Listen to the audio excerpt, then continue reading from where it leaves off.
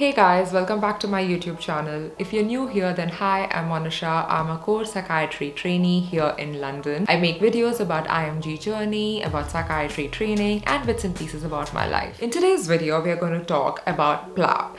So basically, I started a PLAB series a couple of weeks back. I have filmed a video about the PLAB visa and about IELTS and OET. I'm going to put up the link of the card up above here and also leave some links down in my description box. Today is the episode 3 of PLAB series. It's about PLAB1. I'm going to try and make it as informative and as concise as possible, so I hope you find this video useful. So without wasting any more time, let's get into the video. So what exactly does PLAB stand for? So PLAB stands for Professional Linguistic Assessment Board. And why do you exactly need to give PLAB? So basically every country has their own licensing board which grants you license to practice medicine in the respective countries. Like you have MCI in India, you've got USMLE licensing board in USA, you've got AMC, that's Australian Medical Council in Australia. The same way you've got GMC here in UK, which is the General Medical Council, and you give your PLAB exam to attain license to be practicing medicine here in the UK. PLAB is not the only pathway to be granted medical license to practice here. There are multiple pathways you can choose, but PLAB happens to be the most favorite pathway of a lot of IMGs, that is international medical graduates, and PLAB is also the journey I chose nearly 4 years back. So where and how do you book the PLAB exam? To book the PLAB exam, you have to go on the GMC website. You need to make an account over there. You need to have a PMQ, that is your primary medical qualification. You should have cleared IELTS and gotten the desired scores to be applying for PLAB1. So basically GMC is your best friend when you're booking any of the exams for related to PLAB or when you need to attain your GMC license. Before I go further into the video, I did make a PLAB video a couple of months back, sometime in August 2020. A lot of the information is still valid. There are few bits and pieces that have changed because of the pandemic, which I will get into further down in this video. But if you want to get an overall, like a brief idea of what PLAB is, then I will leave that link of that video down in my description box and also put up the card above here. So if you want to go and watch that PLAB video, which was made sometime back, a few months back, not that any information in that video is wrong, so you can go and have a look at that. Alright, getting back into this video, how many parts does PLAB have? PLAB has 2 parts, that is PLAB1 and PLAB2. So what are the prerequisites before you sit for the PLAB exam? So you need to have your PMQ, which is your primary medical qualification. A lot of you guys keep asking me if you can be giving your PLAB exams while you're doing your MBBS or if once you're in your final year. Guys, you need your primary medical qualification, which is your MBBS degree. You need to have finished your MBBS, and in India, I don't know how it works in rest of the countries, but at least in India, till you have finished your 1-year rotatory internship, you would not get your MBBS degree. So you need to have completed your MBBS to attain your primary medical qualification. Every time I say PMQ or primary medical qualification, I mean your MBBS degree, and you need to have IELTS valid score, IELTS or OET, whichever pathway you choose. So you need to have the desired score. I have at length talked about IELTS and OET in the episode 2 of PLAB. I will leave the link above somewhere here so you can go and check that out. So you need to have your primary medical qualification. I cannot keep stressing enough on it. So you need to finish your MBBS degree. A lot of you guys keep asking the same question, can I do it in between my MBBS while doing my internship? No, you cannot. Please understand, PMQ means your MBBS degree. There is a tiny update that has come up by the GMC. As of October 2019, you do not need to sit a separate IELTS or OET exam to attain a tier 2 visa. I know tier 2 visa has got nothing to do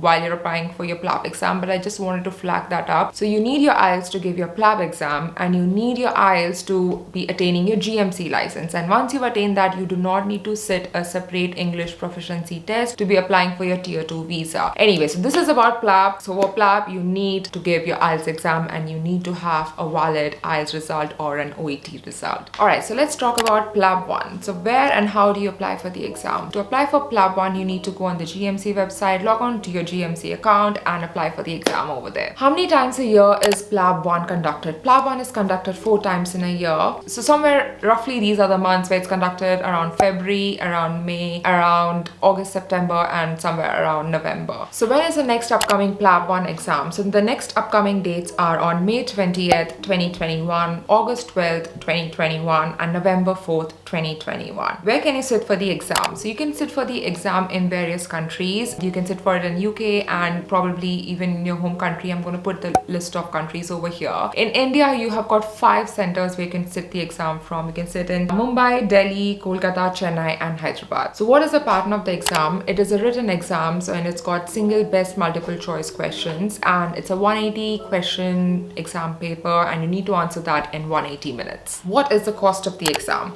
So the cost of the exam as of April 2021 is £240. Right. Are there any cancellation fees if you end up cancelling your PLAB1 exam? Because of the pandemic, GMC has waived off any cancellation fees. So if you have a valid reason why you want to cancel your exam, you can go ahead and cancel it and you wouldn't be charged anything.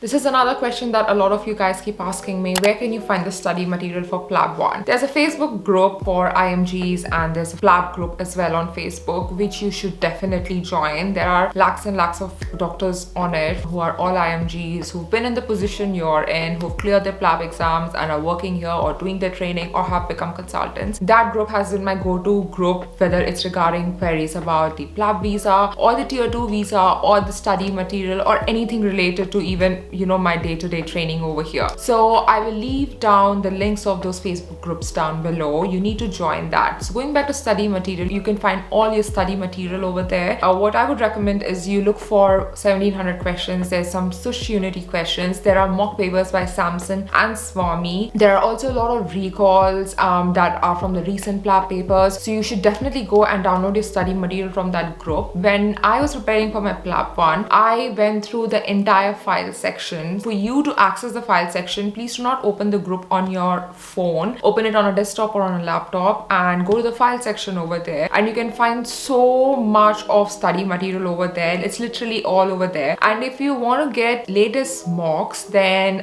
somewhere closer to the date, you can subscribe to any of these academies in the UK. I can only on top of my head think of 2, Swami and Samson. I don't really know how much they charge right now, but you can join these academies and very close to the date they have mocks. Those are the latest mocks, and I do not know how it works, but a lot of the questions do come from there. Yeah, you heard it first from this YouTube channel. So if you want to do that closer to the date, you can reach out to these academies and you can get their mocks, and they have practice sessions of mocks, and then they have discussion post that as well. So it's good to join into these discussions. Timing yourself is a key factor because the questions are quite straightforward and easy. It's just that you always fall short of time while you're answering these questions. Keep that in mind. Go to this Facebook group. You'll find all your study material over here. A lot of you guys do ask me that if you have to be studying from the Oxford Handbook for Foundation Doctors, it's always good to have a reference book.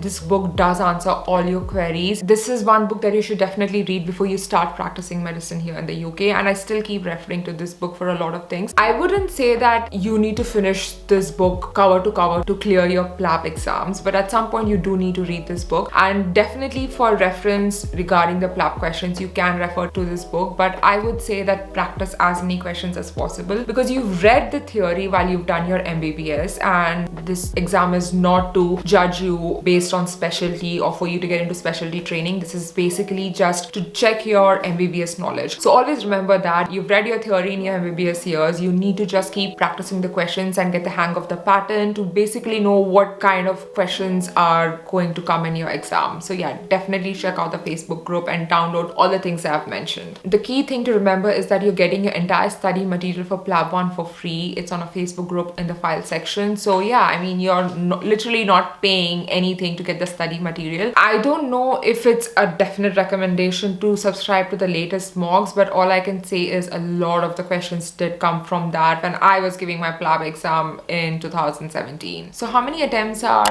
allowed for your PLAB1 exam? You are allowed a total of 4 attempts to give your PLAB1 exam. In case you fail the 4th time, then you're allowed a 5th attempt as well, but you need to appeal that to GMC, and you will need to prove a 12-month period of learning and make an application to them. So yeah, a 5th attempt is allowed. So what to expect on the exam day given the whole pandemic scenario? They've put up a few things that you need to be mindful of during the exam, which is going to happen this year in 2020. 2021. So you need to bring your own stationery. They will not be providing any stationery. You need to bring your own water bottle. You should show your ID proof, which would be your passport as an IMG or your UK driving license. You need to bring your exam confirmation letter, and you have to wear a mask throughout the exam. Your temperature will be checked prior to you entering the examination hall, and there will be no bags, no calculators, no iWatches, no smartwatches, no phones allowed inside the exam hall. So when do you expect your results? As far as I remember, it took roughly 4 to 5 weeks for my results to come back, and that's what they've mentioned on the GMC website as well, that it takes around 5 weeks for your results to come back. Alright, so I've decided to break this video down into 2 parts. So this was the first bit about PLAB1. I will be seeing you in the next episode, which would be about PLAB2. Well, if you've enjoyed this video and found it informative, then do give it a big thumbs up. And if you haven't yet subscribed to my channel, then please do. We are almost reaching 4,500